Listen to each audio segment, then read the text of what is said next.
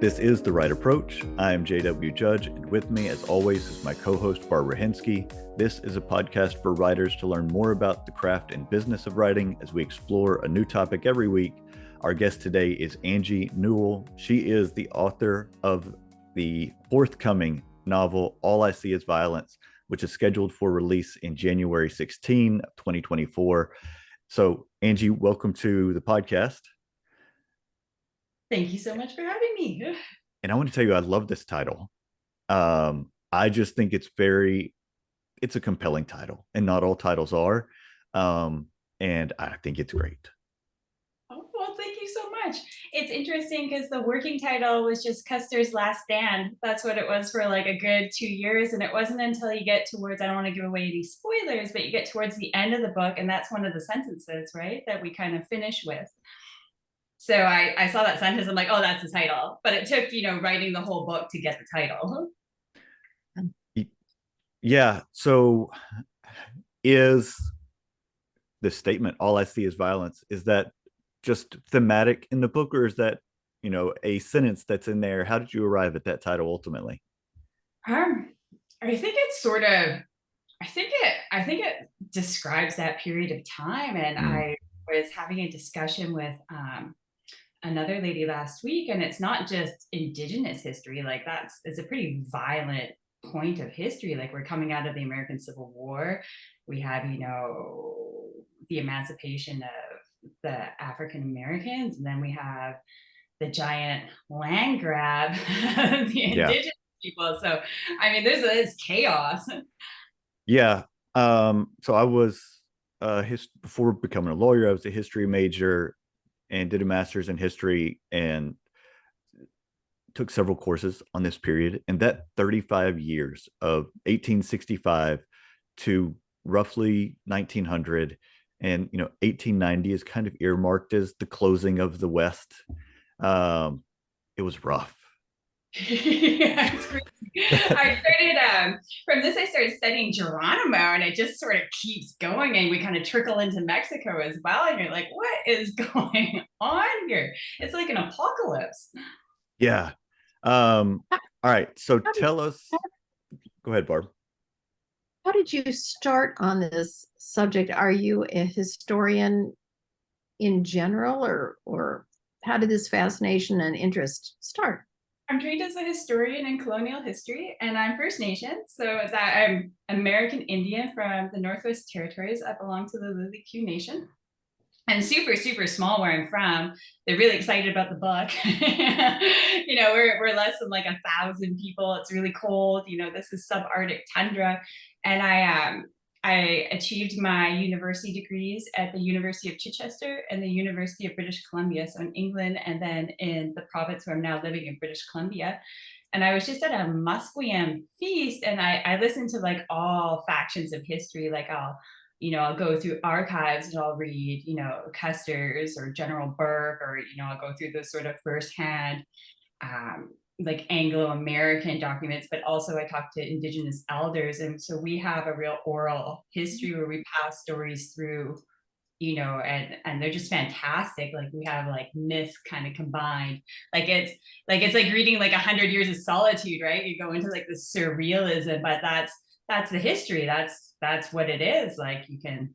And so this gentleman just turned to me at this feast, and he's like, did you know that there were women warriors?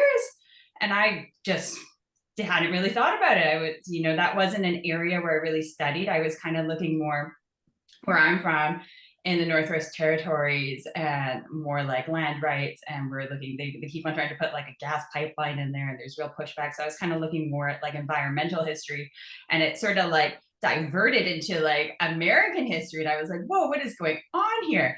And he was right that more than 50% of the warriors that the American military met in the field were women. And this is just sort of eradicated from history. Like we don't, like it's not really like you get like one random sentence, you're like, whoa, okay, like what's.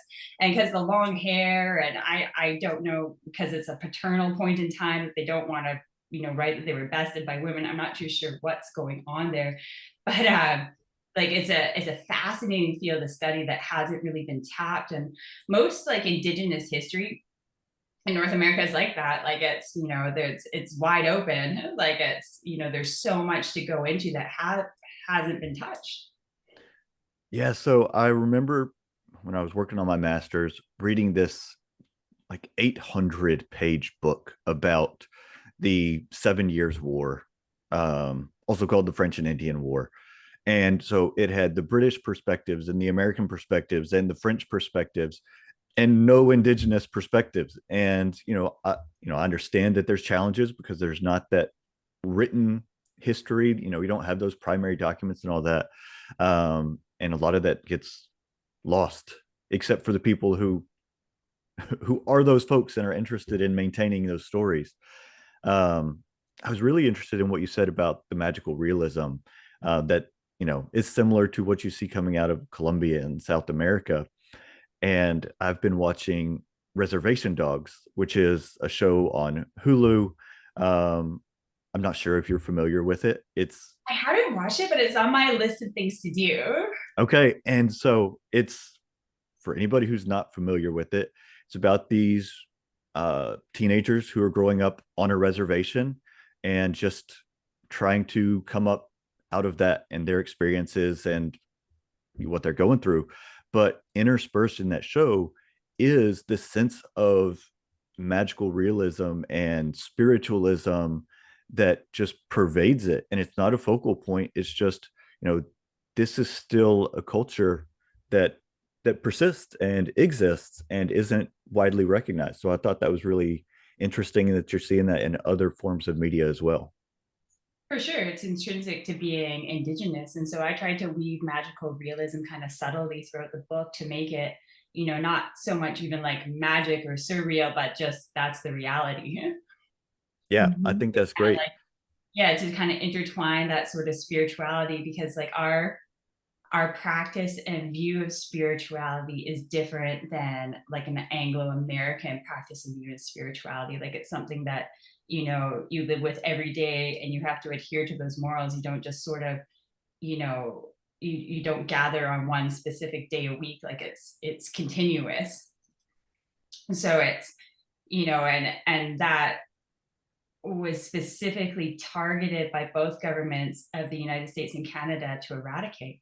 So we have this real juxtaposition of, I kind of intertwined the American Indian movement where, they're just getting hammered at this point in time, right? This has been going on now for like 100 years, and it's still persisting today, where we're told we're wrong, we're ignorant, we're incompetent, like we don't understand, like and the whole purpose of it, control and power. And it's, well, how can we kind of re-empower that? How can we kind of weave this knowledge back into, for a lot of people, it's lost.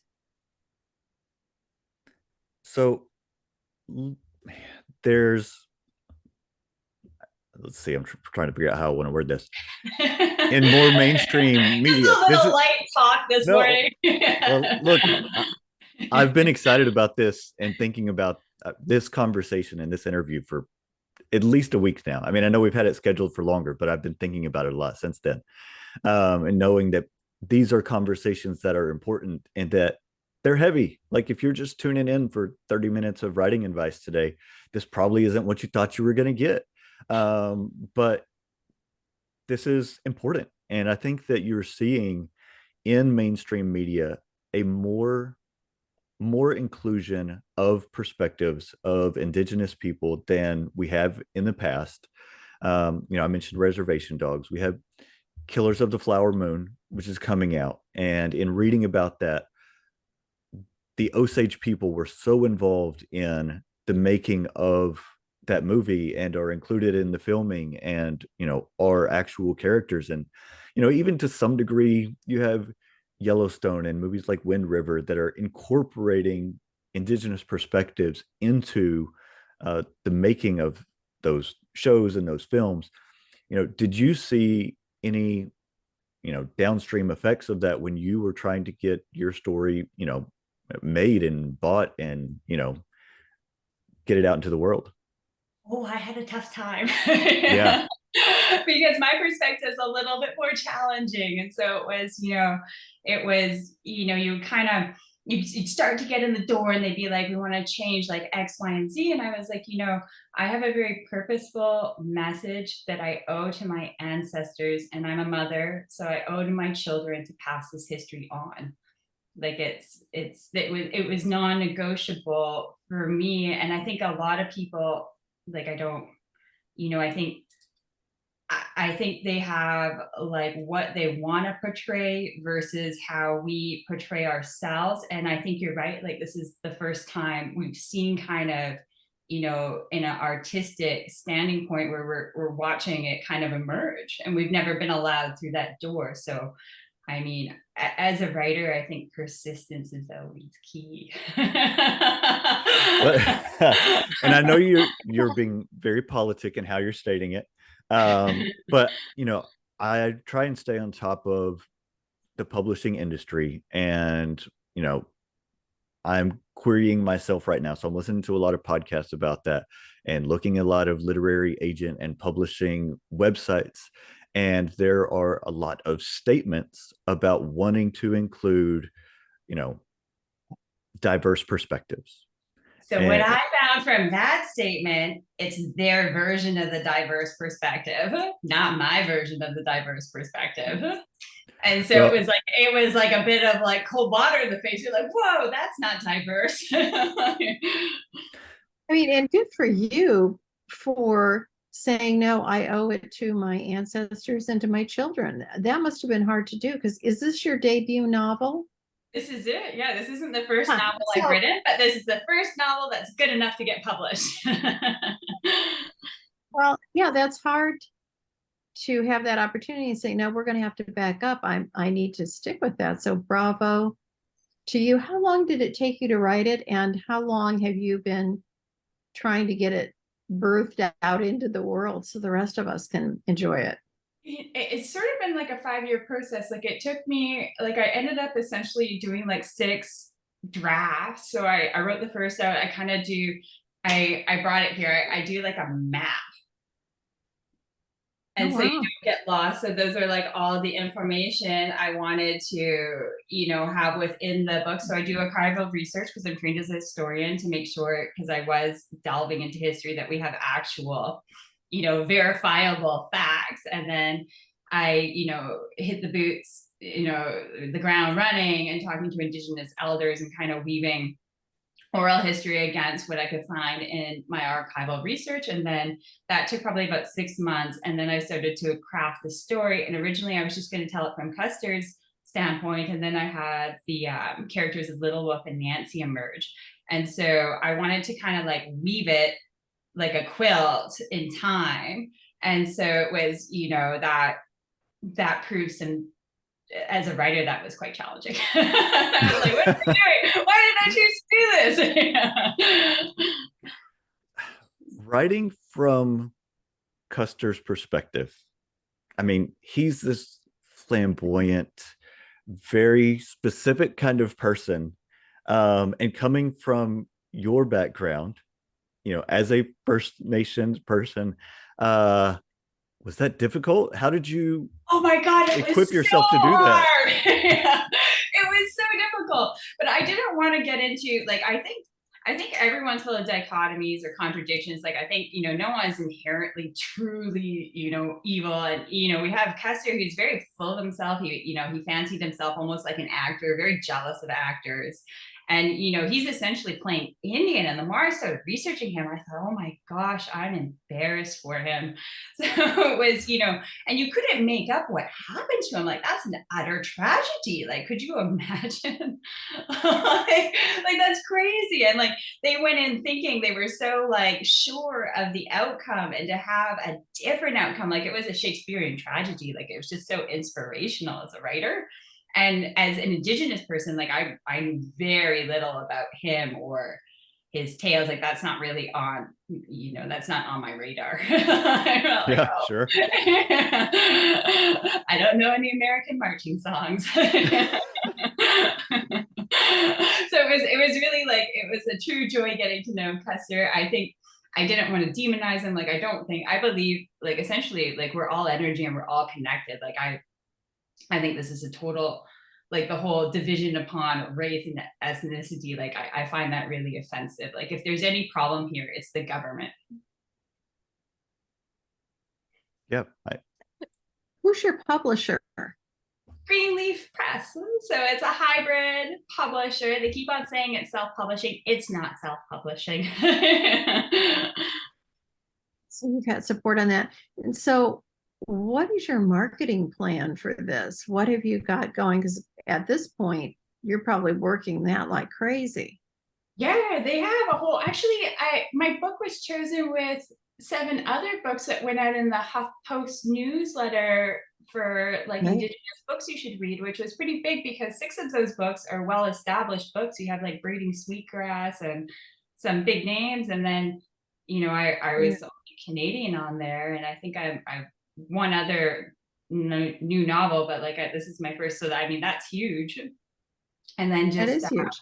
Yeah, even I was surprised. I was like, oh, I didn't realize, like, I thought like when you did get to this point that people had to write about your book. I didn't realize that they had to choose to write about your book.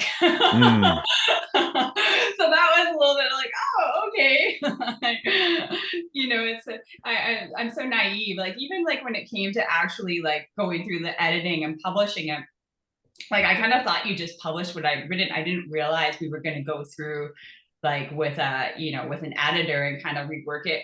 And I was very fortunate. Me and Elizabeth Brown, we saw eye to eye. She totally understood me, and we didn't change too much about it because I wanted it to be lyrical. I'm really inspired by the modern literary movement, like T.S. Eliot, Wilfred Owen, Ernest Hemingway. So I wanted it to be almost like poetic, and I thought that matched sort of the surreal, magical elements that were kind of intersected that you typically see in poetry. Oh, I think that makes a lot of sense for that writing style to go along with that kind of storytelling, which is so different from my own experience. I think I am very utilitarian with words. I mean, I pick my words intentionally, and I often feel strongly about the words that I choose. Don't we all at times? Yeah, but I am not. I think utilitarian is just the right word. Like I'm just picking the words, and I'm not choosing them for their sounds or their, like qualitative nature. Like I just want them to mean the thing that I intend them to mean and convey a message, but I'm not paying attention to the sound. Although with the prevalence of audiobook, that's probably something I should be paying attention to. I never even thought about that. I'm a dreamer. I'm a romantic. Like I love like the way it kind of like lyrically, and I'm sure that comes from my oral, my oral background, just being indigenous. Like how you tell a story and you engage in the story is just as important as how you write the story. So when you were talking to the elders who you talked to during your research process, are you recording those conversations so that you can, have them to play back later, or are you just internalizing it and communicating, the theme and what you learned in it later? What did that part of the process look like for you? Oh, no recording. I just listen. Like for me, like whether you pull out a phone or something to record, like it takes away from the experience. You remove yourself from the presence of something, and what's truly important will always come back to you later. Sometimes you're writing and you forget what you were going to write. You're like, darn it. But I found like if you just leave it, if it's important, it'll come back. That's really interesting. And I have read a book by, I've read it twice. Elizabeth Gilbert is the author, and the book is called Big Magic, and it's about creativity and just the process of creativity. And some of the stories told in there about people trying to capture their creativity. There was a poet, and I don't remember who it was now. It was a woman, and literally, like it is described as her poems would come to her on the wind, is how she felt like they came to her. And there was one day, and if she didn't capture it immediately, it was gone. And on one of these occasions, she almost missed the opportunity and wrote it backwards, word from word, entirely backwards, like she was pulling it, in a rope back from wearing it from where it was blowing past her. So, just hearing about people's different creative processes is so interesting to me. Oh, it's definitely like the wind. I carry Post-its with me everywhere. Like if you want to find me, you just follow the trail of Post-its. What I love did, that. what did your writing process look like? As you've done your research and you're starting the writing, what does that process look like on kind of a daily basis? You have to like make sure you actually do it. And that's like step one as a writer. It's like one thing, like for me, like it's a lot of daydreaming, like tons and tons of daydreaming where I just, walk with my kids and we go, someplace kind of more natural, like whether it's the forest or we're kind of pushed between the ocean and the mountains. So just, and just allow yourself to dream, and then like the words just sort of for me like are lyrical and they just start like coming and I start seeing it like a movie, and then I know it's time to like capture it, and making sure you don't get lost, like it making sure you have like snapshots. Like it's easy to get lost when you start going into that sort of moonlit landscape as an artist, and like making sure you stay on task. You might not have that problem if you're utilitarian, but as a dreamer it's like, whoa, where am I? Have you tried like dictating? No, no. Okay. I didn't know if that's something that you had tried, because there's a guy. I'm referencing a bunch of people ambiguously here. There's an author who will go on like 4-hour hikes and dictate thousands of words while he's on his hikes and come back and then run that through the dictation software in his computer. And that's, then he'll edit everything once he finishes. But, and we're talking about with the oral history tradition and thinking about your stories while you're on hikes. I didn't know if that was something that you have tried before. No, but I do talk to myself. Yeah, just start recording those conversations. Yeah. Same thing with like the oral stories. Like if it's important, I'll remember it. If it's not, it'll just blow away. So have you? Barb. Yeah, I'm jealous of people that can actually go on a 4-hour hike and come back with 10,000 words. That I used to dictate as a lawyer. I could dictate a legal document, but not fiction. I wanted to ask you, so did you run your draft through other indigenous people as beta readers just to get any of their perspectives on it? No, not at all. I actually worked with one editor from Germany, and we just like really, Dr. Robert Mallet, we just really like we understood each other. Like he just got it, and we went through it together before I queried it.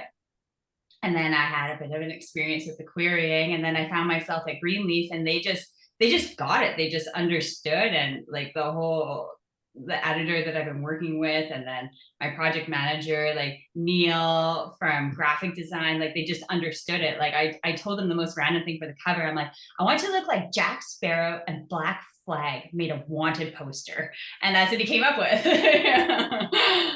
Well, it really does convey the story, which obviously is a hugely important part of a book. Like people don't say don't choose a book by a cover, but they do. Like that's the whole thing. It's got to be a compelling cover, and I felt like yours is. As you're doing your research and then starting the storytelling, was it difficult to decide what elements of the history to leave in versus leave out? Because obviously so much more than is essential to the story itself. So what was that part of the writing process like for you? I think like as a historian, like you're trained when you go through documents to kind of find, it's almost like you're a detective and you like know where you have like your punchline sentence, it's like your brain is just like, oh, that one. And so I would just star that one. And then I tried to just weave, like, as I mentioned, like weaving all the stories together. So I wanted pieces of history that all kind of pertain to the three characters. So if it didn't really, if it wasn't really applicable to all three, it got, shelved. And it's trickling into Geronimo because that's sort of like the second part of it. Nice. If you're willing to talk about your querying process, I know that looks so different for everybody, and I'm in the middle of it right now. I finished my 5th novel this summer. My first 4 I published on my own. along with some of the other nonfiction stuff that I've done. But I decided that I think this one has more broad commercial appeal. And so I wanted to try this traditional route, querying. So I've been doing that since mid-July is when I started.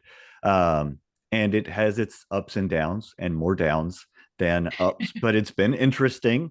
So what did that look like for you, if you're comfortable talking about it? Yeah, for sure. And it went really well. Like everyone I queried, I heard back from, like with like personal, and I had some manuscript requests, and we kind of tried to like feel that out. And ultimately, like if it didn't feel right, like you have to know where you stand as an artist and what you want out of your art. Like for me, like, because it is quite, these issues that happened hundreds of years ago are still affecting Indigenous people today. So for me, it was really, like, I have to have integrity with my message. And like I said, like, it's a purposeful message. So I felt if it was gonna, if we were just going to try to make, Gone with the Wind, like, it wasn't for me. Like, that wasn't what I want. That's not what I want to be as an artist. Like, you want to get like For Whom the Bell Tolls, like we want to go into something more, with longevity and, meaning, not just sort of, I don't want to say like materialistic, but that's the only word I can, that's just gonna sell. Like, it's just gonna Yeah. sell. Well, that's certainly, there's so many authors who are so anxious to be published that they're willing to take whatever they can get and sacrifice whatever has to be sacrificed to get that done. And so it's really encouraging to hear somebody who is so, driven by the story, and it has a certain perspective that may not be hugely commercially, like, there's going to be people, as you've already seen and talked about, that buck against that perspective because it's not what we're accustomed to. And it's not the perspective of history as it's been told for the last 150 years, by and large. And so, no, I think it's really encouraging to hear you sticking to your message on that. Yeah, I told the truth. I told the truth. That's what happened. Like, that's the truth. And then what's interesting too, if you do kind of sacrifice, like when I've started to talk to more people and work with more people, and people who do end up with those big publishing deals, like, one, they don't do the marketing like you think they're going to do. You still have to do all that. And two, you don't get to pick your book cover. Mm-hmm. You have like your say in the process is pretty minimal. Same with editing. Like, you don't get to, there is some points where I was a little bit difficult. I was like, no, like, I'm not changing that. Like, this is it or it's nothing. Like, you don't get that. So that's quite a big sacrifice. Like, to me, like, I would rather just upload it to Amazon before doing that. Like, it's not worth it. Well, tell us where people can find the book when it comes out in January of 2024. And then I think we talked before we started recording that you are not super active on social media, but if there is anywhere where people can follow and keep up with you, tell us about that, because I think that this conversation will hopefully garner interest of people who want to see this project and hear more from you.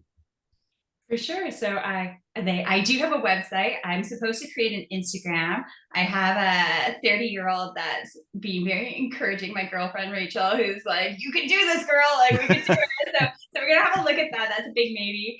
And then you can pre-order it on Amazon. It's available on all, like, Barnes and Noble, Amazon. What is the other one? It's like Book something. Book Smart. Okay. What's the website? It's angieelitanewell.com, I think. Okay. And we'll put a link to that in the show notes. Thank you so much for your time. I know, this wasn't just a super lighthearted conversation, but it's one that I was really looking forward to, and I'm glad that we had it. I'm always glad to have a lighthearted one too, if you ever want to do it again. I've got some funny stories. Well, we need to do that. We'll need to get some funny stories, and thank you so much for your time. For having me. Yeah, thank you.